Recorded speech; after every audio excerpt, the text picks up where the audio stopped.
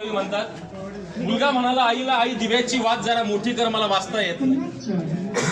आई दिव्याची वात जरा मोठी कर, मला वाचता येत नाही. वडील म्हणाले अगं हे दिव्याची वात कमी कर, मला झोप लागत नाही. ती बिचारी रात्रभर दिव्याची वात कमी जास्त करत राहिली आणि आम्हा दोघांमध्ये वातीसारखी जळत राहिली. आम्हा दोघांमध्ये जळत राहिली. आणि पुढे आमचा एक मित्र आहे कवी अंजुम मोमीन, तिने एक सुंदर कविता लिहिलेली आहे. आई हाच विषय आहे.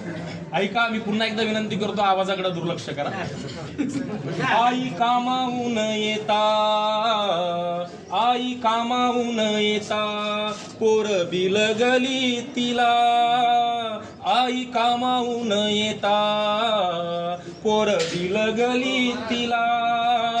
फुले शोभतात चार, जशी आपुल्या वेलीला, जशी आपुल्या वेलीला. कुणी गळा कुणी मांडी, जागा पोरांनी घेतली. कुणी गळा कुणी मांडी, जागा पोरांनी घेतली. लळा पाहताना असा, लळा पाहताना असा, सारी सृष्टी सुखावली, सारी सृष्टी सुखावली. नाही वाडग्यात आज शिळ्या भाताचाही दाना, तिला भुकेल्या बाळांचा प्रश्न पडलेला पुन्हा. उगी उगी पेटवली तिने चूल भकाभक, उगी उगी पेटवली तिने चूल भकाभक. पाणी भांड्यात ठेवून केला खोटाच स्वयंपाक, पाणी भांड्यात ठेवून केला खोटाच स्वयंपाक.